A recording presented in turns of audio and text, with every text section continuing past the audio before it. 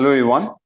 So I welcome you all to today's Roznama session on Sunday, and today is 8th of March. It's the International Women's Day, and we are going to take news of um the main newspapers, Hindu and Indian Express and the Times of India, and we will, try and figure out the important news for today from Clat perspective and do a little bit of detailing on these topics, the topics that are connected to it, and in a short span of 25 to 30 minutes, and just get a gist of today's newspaper, right? So we get started with the first topic for today, which is the uh, International Women's Day, and so it's 8th of March, and remember that the International Women's Day does not have to be confused with the National Women's Day, right? So this is the International Women's Day and the National Women's Day. This was covered in last month's Roznama. It is 13th of February, right? So this is the birth anniversary of the Nightingale of India, that is Sarojini Naidu. Okay? This one is with Sarojini Naidu, and she is also known as the Nightingale of India, and she became the president of the Indian National Congress, freedom fighter in the year 1925. 1924 was Mahatma Gandhi, and this was 1925 session, and this was a Kanpur session, and she was also the first governor of the woman governor of the United Provinces after independence, right? So United Provinces is the present Uttar Pradesh and Uttarakhand area. Okay, so United Provinces. So that's Sarojini Naidu. Okay, so International Women's Day, 8th of March, and the National Women's Day, 13th of February. It's connected with whom? Sarojini Naidu. And a little bit about Sarojini Naidu. You should know she was the first woman governor of the United Provinces, which is the present Uttar Pradesh and Uttarakhand. And she was also the president of the Indian National Congress in 1925. 1924 was Mahatma Gandhi. Okay, so these are the 2 pointers that you need to know from this particular topic. Right. Now, this has been in news for long, and we've been, covering it ever since the attack started on the February 28th. Now, again, in gist, we are going to cover today's article, which has been covered across the 3 newspapers, TOI, Hindu, and the Indian Express. All right. Now, again, I mean, we are not doing a civil services preparation here. We are preparing for Clat, right? So we just have to pick the important news. You know that the Strait of Hormuz is under a kind of a threat because Iran has said that there is going to be a complete blockade on the ships which are entering from the Persian Gulf and going into the Gulf of Oman.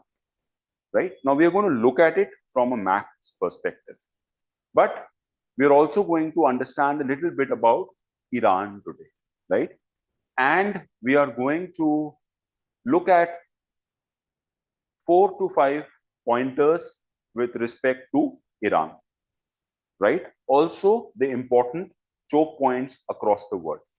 So there is a topic, if you look at it, we are discussing about the Trump intensifying the attacks, and there was recently a drone attack at the Dubai International Airport, UAE. So Dubai is just the other side, all right, of the Strait of Hormuz. So there is Dubai, Oman are the other side, right? So there was a drone attack.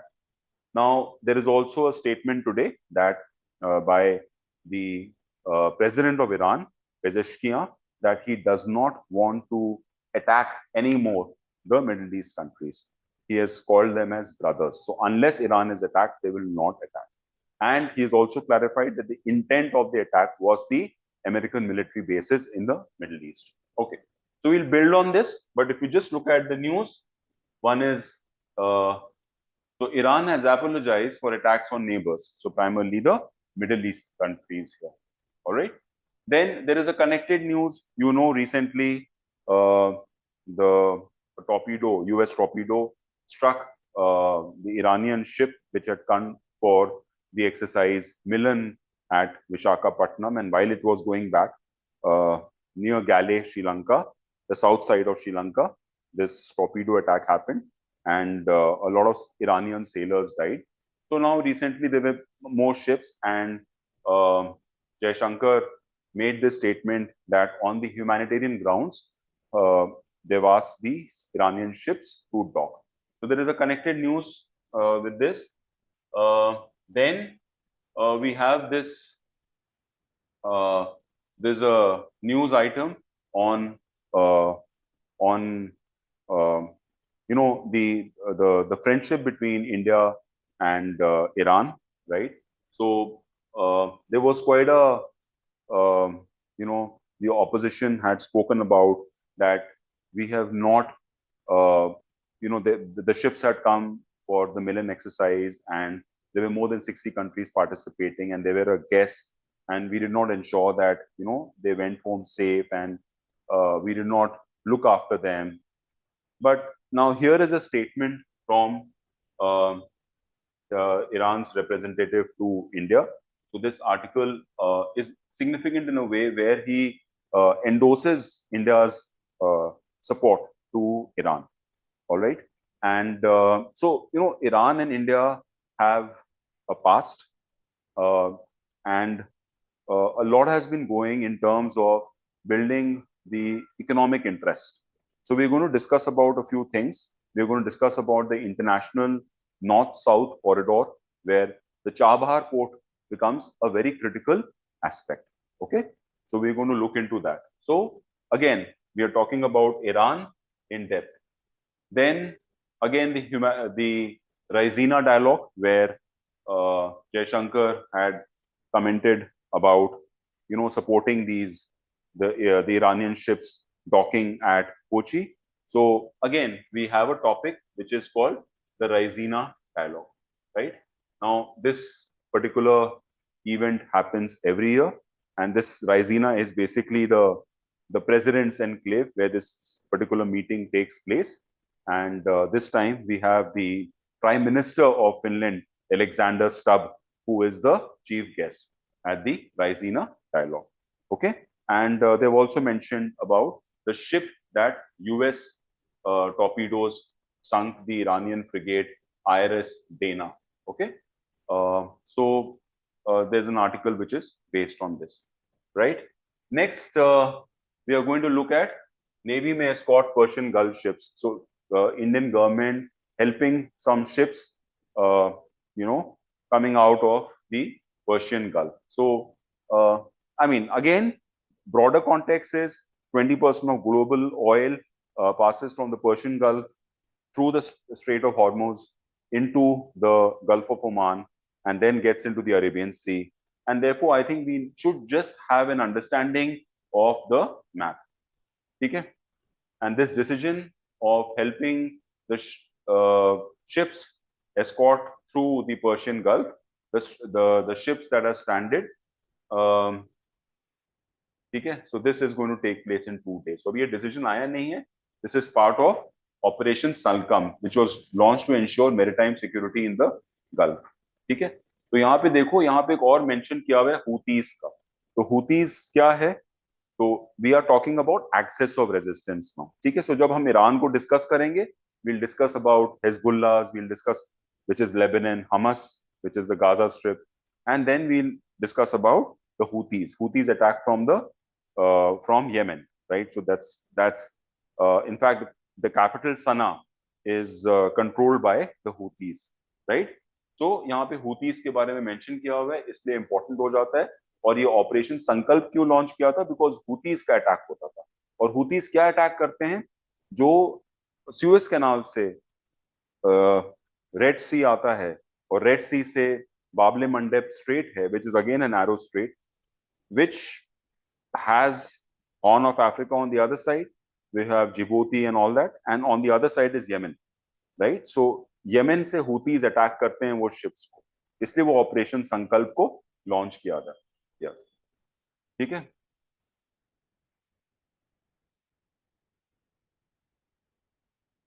right? Then we are looking at Sri Lanka to treat sailors from Iran as per international law. तो यहाँ पे एक mention किया गया है United Nations Convention on the Law of Sea. So that becomes important. This particular convention was in 1982 and it came into force in 1985. So we are also going to discuss about the UNCLOS, right?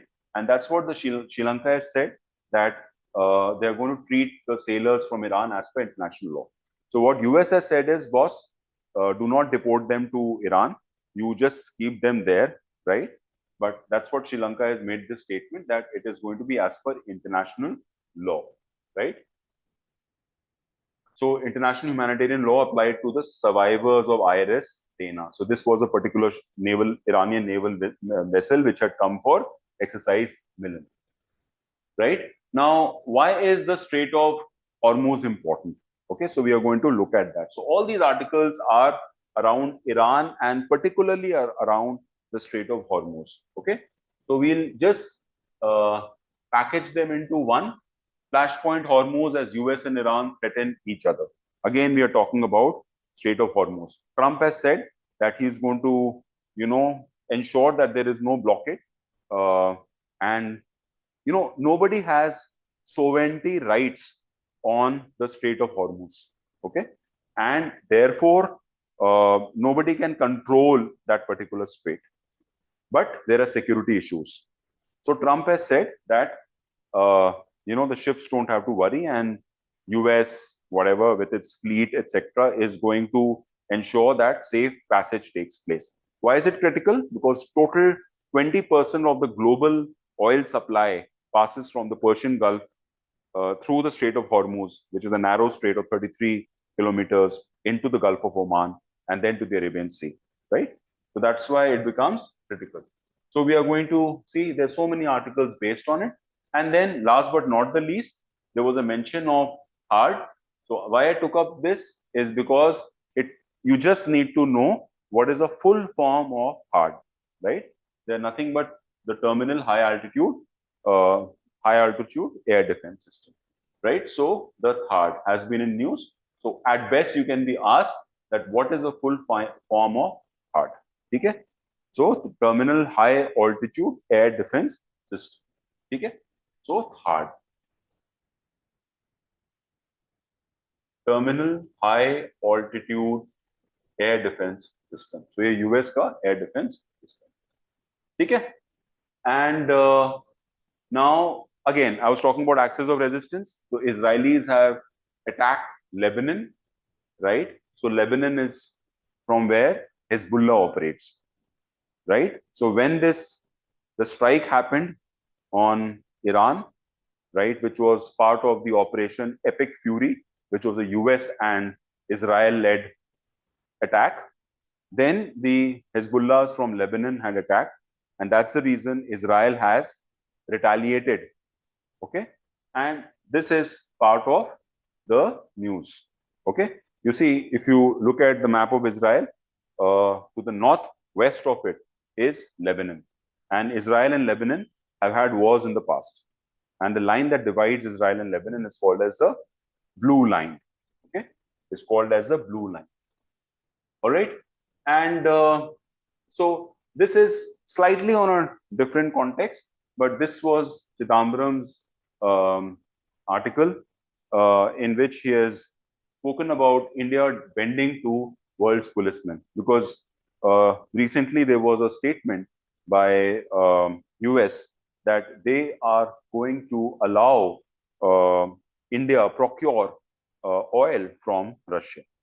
So this article is based on it, and it basically says that India is, is under a kind of an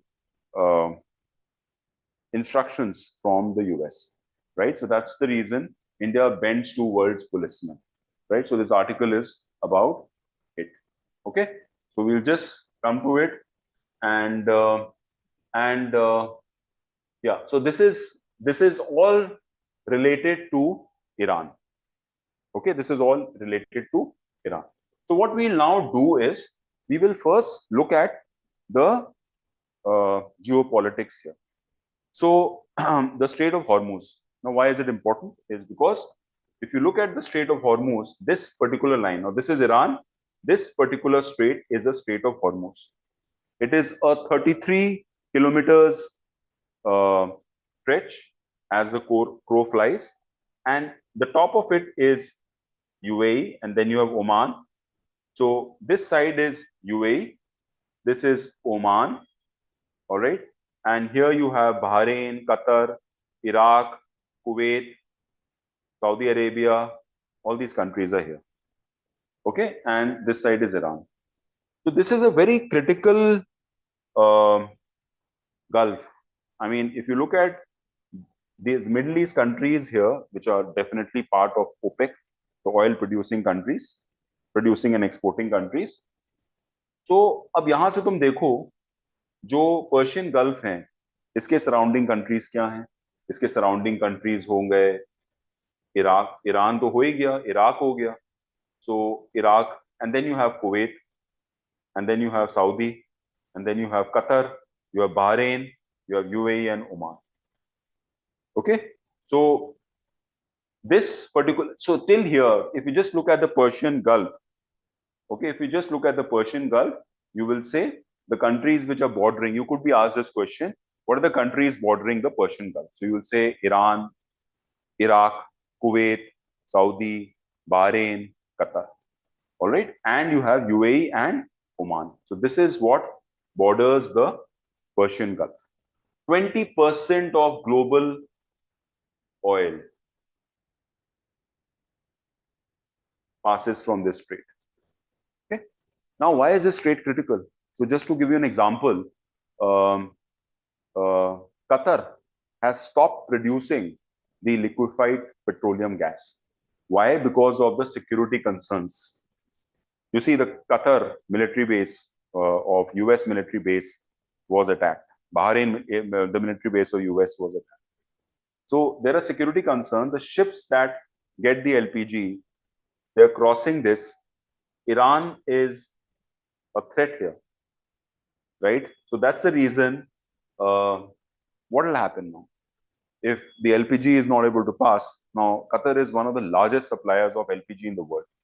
So if LPG is not able to reach the desired destination, India is also a buyer of LPG from Qatar. What will happen? The supply constraint will happen.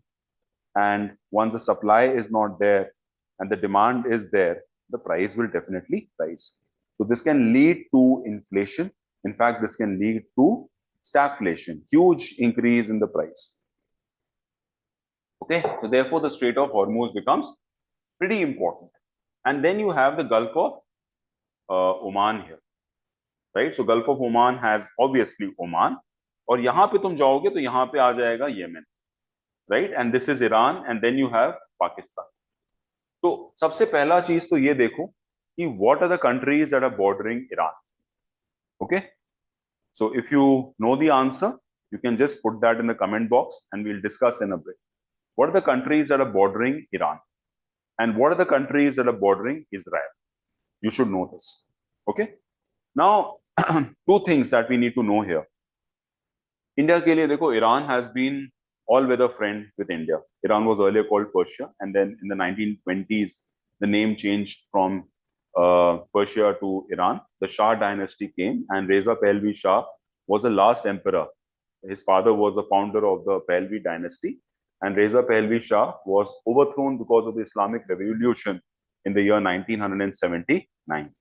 Okay, and Iran used to be a very different, very cosmo country, liberal, and then theocracy took over. You had the spiritual leaders and the religious leaders, you know, running the government, and so that's called theocracy. So you could be asked, what is the meaning of theocracy? So basically, the religious leaders leading the government, and they have a supreme leader. So the first supreme leader of Iran was Ayatollah Khomeini, right? Ayatollah Khomeini. So Ayatollah is a title which is given to a supreme leader. So Ayatollah Khomeini, right? And after his death in the year 1989, Ayatollah Ali Khamenei took over, right? And he was a supreme leader till his death on the 28th of February by the US strike, US and Israel strike, which was epic fury. You should know what is the meaning of epic fury. Okay? And not just the supreme leader, many of the top leaders died in the attack because they were having a discussion, a meeting at Ayatollah Khamenei's place, right? So maybe some leakage of information, and Israel agency, the secret agency, Mossad is known for, it's one of the best secret agencies in the world, and their intelligence, is next level, and they would have got the information and they struck. But I don't think it was legitimate. No country can, even if the governments are not to their liking, right? And there are many countries which don't have the best of, presidents or prime ministers. There is dictatorship. There is authoritarian. They're autocratic. But doesn't mean that you can overthrow the government. And there is an organization called UN, which was made primarily to look into this, right?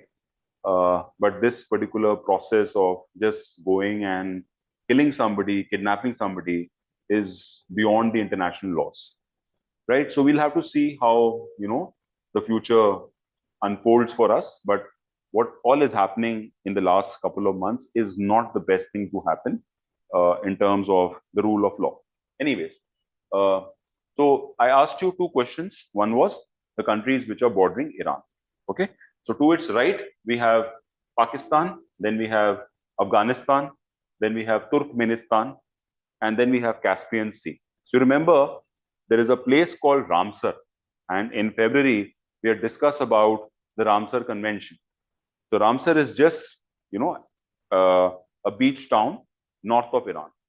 Okay, so three countries to its right: Pakistan, Afghanistan, Turkmenistan. Then you have the Caspian Sea.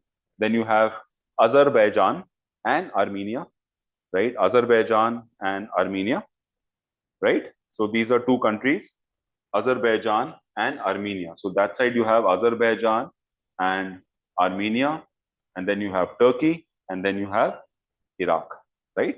And then you have Iraq. So Pakistan, Afghanistan, Turkmenistan, Azerbaijan, Armenia, Turkey, and Iraq. So if you look at it, Kuwait is not very far. This is Kuwait, is not very far from Iran, but beach mein aa jata hai Iraq. So this is the only access that Iran has to the sea. तो बीच में Iraq का थोड़ा सा strip आ जाता है। दूसरा चीज तुम ये देखोगे यहाँ पे दैट यहाँ पे पाकिस्तान का एक पोर्ट है which is called as the Gwadar port, right? The Gwadar port. In fact, earlier it belonged to Iran only. It was purchased by Pakistan. And this is a very important part of the CPEC, China-Pakistan Economic Corridor, which is part of the Belt and Road Initiative, right? And it passes through the Xinjiang area, and part of it is the Aksai Chin area. That is why India has contested this. But anyways, this is part of the CPEC channel. और यहाँ पे आता है, not very far, it is about 144 kilometers from there, is the Chahabahar port. Now, Chahabahar port is very critical for India. So there are two terminals here. One is the Shahid Behesti, and the other one is a Shahid is Kalantari terminal. So Shahid Behesti is the one that India is taken on a 10-year lease. Now, this is the second time that the lease, last year only we extended the lease for 10 years more. So we took this particular terminal at Chahabahar port called the Shahid Behesti terminal, from 2015 to 2024, and now from 2025 to 2034, right? And it is a very critical port because it's a deep sea port. So India is somewhere here. India ka Kandla port, which is in Gujarat, से आएगा Chabahar port, and through the road network we can reach out to Afghanistan, and that is what we did when Operation Devi Shakti right? When we wanted to evacuate the Indians in Afghanistan, and also the support to Afghanistan, jab 2021 mein, when US left Afghanistan and Taliban government took over, there was crisis there. So this is particular, this route, and of course we can't go through Pakistan because of obvious relations that we have with them. So this is the route. So Kandla or Jawahar port in India to Chabahar port through road rail network goes to Afghanistan, and also the network through the Central Asia. So here is where you have the Central Asian countries, Azerbaijan, Armenia, Georgia, and then moving on to Russia. So that is why the international north-south corridor becomes important. Okay? So two things, there are 7 countries that are bordering Iran. And why is it critical for India?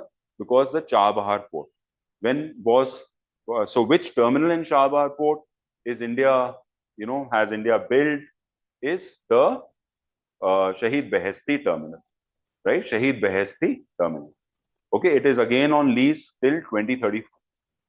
Okay, first time the lease started in 2015 to 2024 and 2025 se lekar ke 2034. So it is part of the international north-south corridor. Why is it important? Because it's a deep sea port. So big ships can also dock here. The other port that Iran has, which is the biggest port of Iran, is the Bandar Abbas port. So Bandar Abbas port is very close to the Strait of Hormuz, right? So that's the biggest port of Iran, Bandar Abbas port. So they're going to use primarily the Chabahar port, but they would also use the Bandar Abbas port as part of the international north-south corridor. Okay, right. Important people that you should know. As of now, the president, as of now, I mean, last year he took over because the earlier president died in a helicopter crash, Ibrahim Raisi, and then the president became Pezeshkian. So he has been president for almost 1.5 years now, and so Pezeshkian is the president of Iran, and right now they have no supreme leader. They have not announced it, the first supreme leader was Ayatollah Khomeini, and the second supreme leader was Ayatollah Ali Khamenei, right, who died in the strike by US. Okay, so is this the only strait where there is a kind of a issue like this? I mean, any strait where there is strait is what? A narrow passage of water. So it's not just the Strait of Hormuz where you have issues. You also have the Malacca Strait. Okay, so Malacca Strait is between Malaysia and Indonesia, right? Again, there is nobody who can claim Malacca Strait, but again, a narrow shipping line, which is almost 280 kilometers, right? So there is no sovereignty issues, but yes, anything which is coming from South China Sea, from China, and as you enter the Malacca Strait between Malaysia, Singapore, and Indonesia on the other side, as you cross it, you have Andaman and Nicobar. And that's where we're building the Galatea Bay. So that becomes a very strategic point for us. It's again a transshipment port that's being built at the Nicobar Islands. Okay, the Galatea Bay. Right? So that's a transshipment port. Again, big ships can dock there. Right? What are the other straits? Again, so Malacca Strait also, there is no sovereignty. No country can claim that Malacca Strait is theirs. Similarly, no country can claim, Iran does, that Strait of Hormuz belongs to Iran or any country. Okay, so it is not owned by any country. But yes, if you look at some important straits like the Suez Canal, it is owned by Egypt. If you look at the Panama Canal, so Suez Canal, 1869, Panama Canal, 1914. Okay, it is owned by Panama. If you look at the Bosphorus Strait and the Dandelion Strait, it is owned by Turkey. Okay, so it belongs to Turkey. Okay, so so you should basically have the idea of these important straits across the world. So there is a Bering Strait which separates USA and USSR. Okay, the other part of Alaska and USSR, Russia is the other side. That's the Bering Strait. So if you look at the shortest distance between USA and USSR, it is just 83 kilometers, and that's the Bering Strait. right? So important straits you should know. Which ones? Panama Canal, right? The second one is the Suez Canal, right? Third one is the Strait of Hormuz, right? The fourth one is the Bab-el-Mandab Strait. I mentioned a few minutes ago. What is Bab-el-Mandab? Red Sea से जब हम Arabian सी में निकलते हैं, red सी से यहाँ पे Arabian सी से निकलते हैं, Suez Canal. So from the Mediterranean Sea, we enter the Suez Canal to the Red Sea, and as we are coming out of the Red Sea, there is a narrow strait between the Horn of Africa, Djibouti, on south, and on the north, Yemen. There is a strait called the Bab-el-Mandab Strait. Okay, and then we enter into the Arabian Sea there. So that's also a choke point. Again, no country owns it. Okay, right. So this was important, and so I mean, I just want to mention a few things here. We mentioned about Strait of Hormuz, and yeah, similarly, Israel. You should know the countries that are bordering Israel. To its north is Lebanon, and then to northwest, to its northeast is Syria, right? And then you have Jordan, and then you have Egypt. Okay, so and so these are the four countries which are bordering Israel. Okay, so we have Lebanon, we have Syria, we have Jordan, and we have Egypt. So you should have a basic idea of the countries that are bordering. Okay, chalo. So this is basically what it was. I mean, my takeaway from all this would be, I've already mentioned, my takeaway from all this would be, what is the Strait of Hormuz? Where is it located? Right? Who is the president of Iran? Who was the supreme leader of Iran who was assassinated? Who was the first supreme leader of Iran? What kind of government is in Iran? So that government is called theocracy. What is the port that India has taken on a 10-year lease? It is Chabahar Port. What is the important corridor that starts from the Kandla and Jawahar port in India and reaches out to Russia? It is called the International North-South Corridor, and where Chabahar port becomes a very important terminal because it's a deep sea port.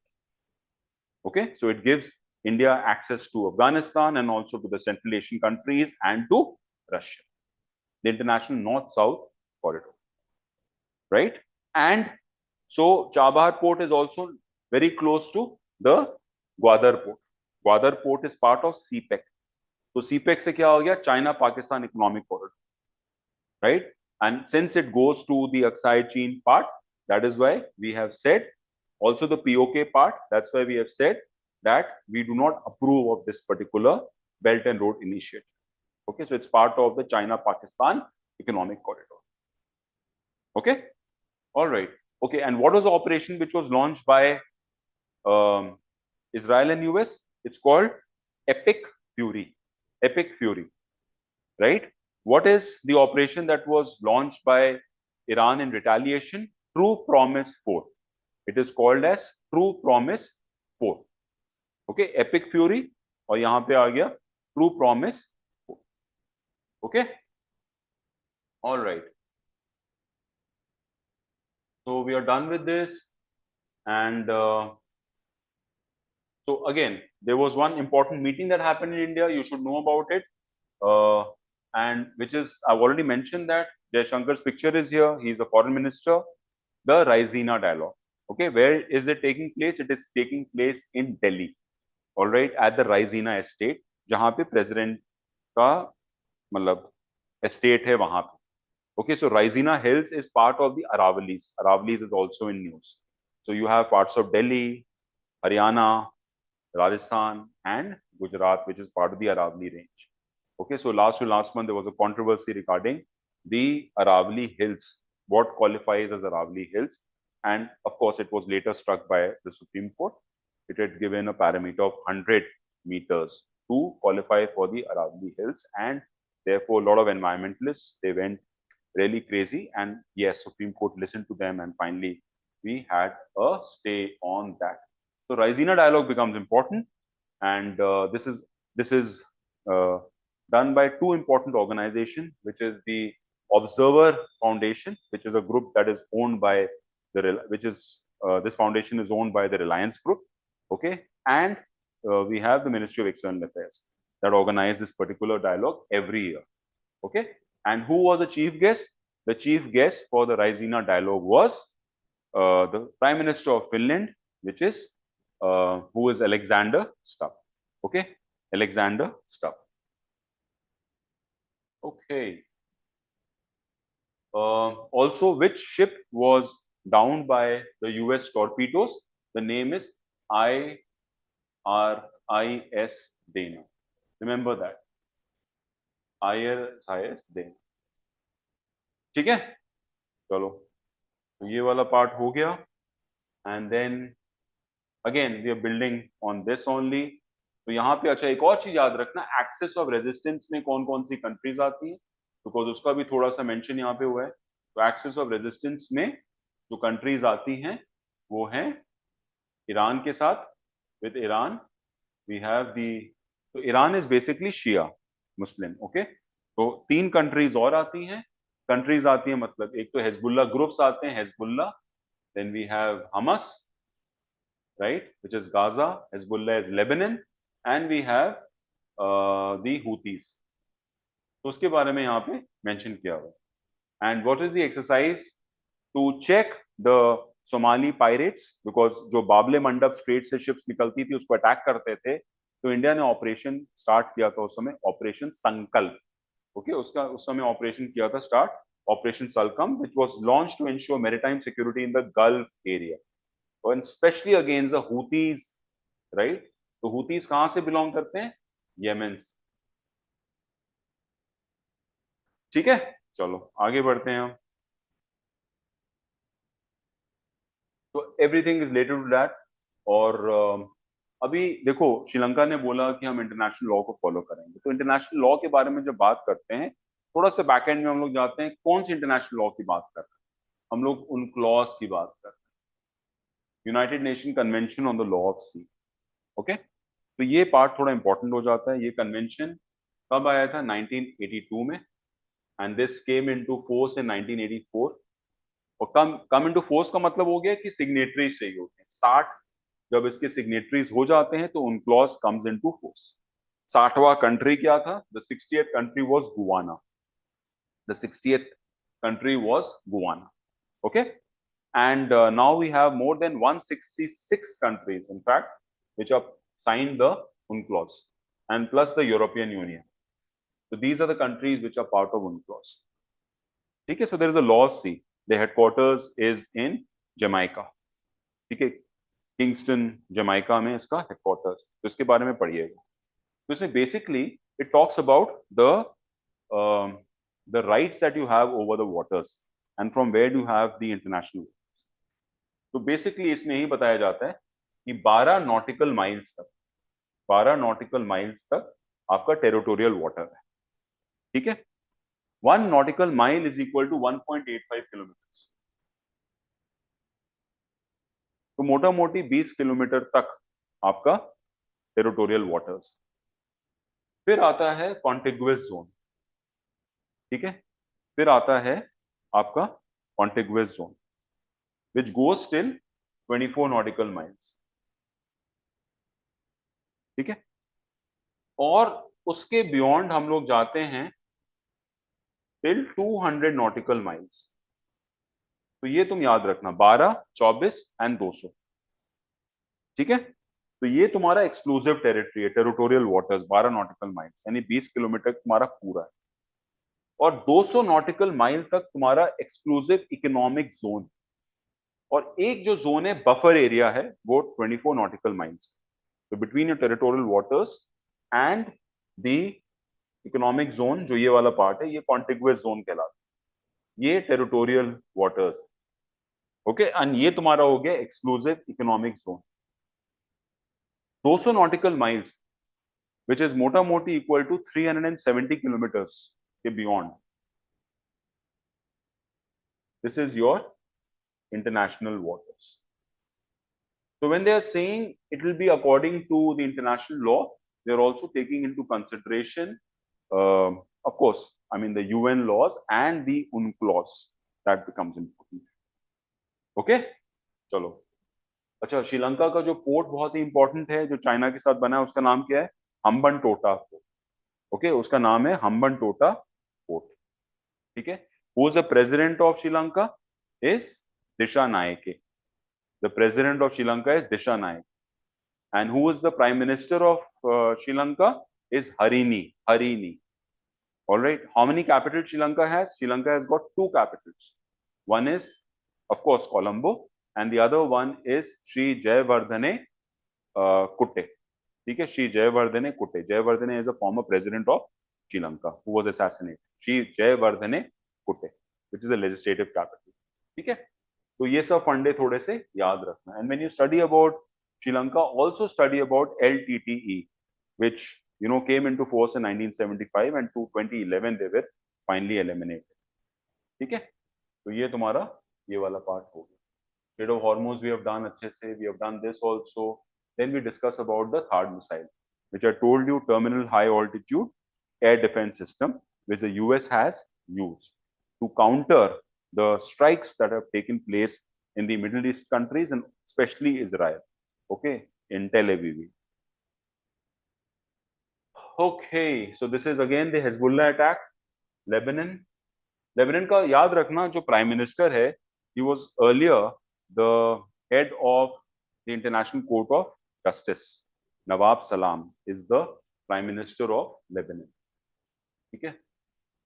और ये चिदम्बरम का एक article है, which I think you can just go through it, and of course he is from Congress, so he has his own viewpoint, but what he has mentioned here is that just before the strike, the prime minister had kind of, he was hobnobbing with Israel. He had gone there, he got a award also from their Senate. So we were cozying up with them, and because of which our relations with Iran is not that healthy. And so the article is basically about that. He has mentioned Israel is a sworn enemy of Iran and vice versa, and he's also mentioned that these attacks have happened, and India doesn't have any voice or influence now. US is now dictating terms. We are told whether to buy Russian oil or not, when to buy, when not to buy, right? A ship that comes for our military exercise, we invite them, and the ship is, is sunk. The Iranian ship that was sunk, Dena. So that's what the article is about. So that's why I've just and he's also, I think this is where he makes a very I like this part especially here, the third passage here, where he says that what's happened to international law. I mean, what is the role of UN when a country decides, US, Israel, they decide that they don't like the supreme leader and they knock him off, right? US is now deciding that president of Venezuela is not good for them and it doesn't serve their business interests. They kidnap the president. So I mean, there is a rule of law, there is United Nations, and that's the reason UN was formed after the League of Nations collapsed 24th October 1945. But what's the UN's role right now in the scheme of things? It appears that US has completely replaced the United Nations. We have an organization, right? And there are 193 countries that adhere to UN. So that's your international law. But I think he makes a very realistic assessment. What's happening of late? Russia attacking Ukraine, US and Israel attacking Iran, US kidnapping Venezuela, right? US claiming to, get Greenland, which belongs to Denmark. So all this is, going against the rule of law, right? In fact, I was seeing the way he snubbed, there was a meeting that happened in which the Spanish Prime Minister was there for that meeting, and Spain has already announced that they are not going to use give USA any of the military bases to strike Iran.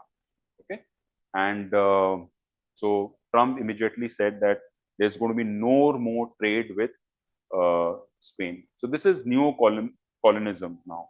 There are different ways of dominating over a country, and so he's using trade as a mechanism to dominate, exert rights over a country. Okay, so that's a very important point here. If you look at it, the central issue is regime change. However bad a regime may be in a country, it is no business for any country to change the regime by force. By that standard, there are over 50 countries where the current government deserves to be changed. Many such dictators, in fact, and are friends and clients of the US. So what appeases US? US after the Islamic Revolution and before that, US was best friends with Iran, right? Reza Shah was supported by the US. Their petroleum companies were supported by US and UK. And finally, what happened? Finally, after the Islamic Revolution, Reza was thrown out. The Khomeini was, a radical, and he wanted to get he hated Westernization and cut ties with US, and that was against the interests of US. So the only country which was not listening to US in the Middle East was Iran, and that's where might has been used to overthrow the government. Okay, Chalo. Now there was a small article on this is again an article on climate change. So why I've just mentioned it is because this is Raisina dialogue again. So you should just know that the chief guest at the Raisina dialogue was Alexander Stubb. Okay, Alexander Stubb, and this particular organization that organizes it is the Observers Foundation, which was formed in the year 1990. You can just check that. And this is owned by the Reliance Group. So you see the Mukesh Ambani and Anand Ambani. Anand Ambani is also the person who is now, he's got a little environment wala focus. Bantara, you see Gujarat mein jo Kutch mein jo banaya hai for animals. All right. Now, we picked this article because it mentions about Center of Science and Environment. Report has come. So climate change is important. It talks about various things that we have to take care of. But the important thing is that you should know who heads the Center of Science and Environment. The name is Sunita Narayan, right? Sunita Narayan heads the Center of Science and Environment. ठीक है? तो आप ये नाम को याद रखिएगा. All right, then we have the Nepal elections, and you see, last year what happened? Last year, the Gen Z protests happened in Nepal, and KP Sharma Oli, who was the prime minister, he was overthrown. The parliament was burned. The Supreme Court was burned, and now after 6 months, the election took place, and now we have a rapper turned politician. His name is Balen Shah. Balen Shah. Okay, Balen Shah. ठीक है, तो Balendra Shah has become the new prime minister of Nepal. याद रखना एक चीज कि नेपाल का जो नया कॉन्स्टिट्यूशन है ये 2015 में आया. ठीक है, 2015 में नेपाल का नया कॉन्स्टिट्यूशन आया. और ठीक है, और बाकी बेसिक चीज याद रखना नेपाल के बारे में. What are the states that are bordering Nepal, right? On the left, you have the Uttarakhand, then you have Uttar Pradesh, then you have Bihar, West Bengal, and Sikkim. These are the states. Are we having any conflict with Nepal? Yes, we have river conflict with Nepal, and this is with respect to a river called the Kali River.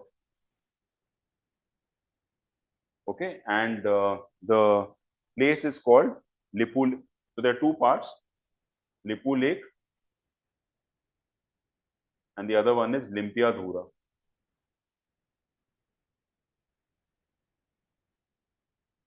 Okay, so this is so Nepal claims that this area is theirs. So there is a tri-junction, and so basically the source of Kali River, okay, is in contest.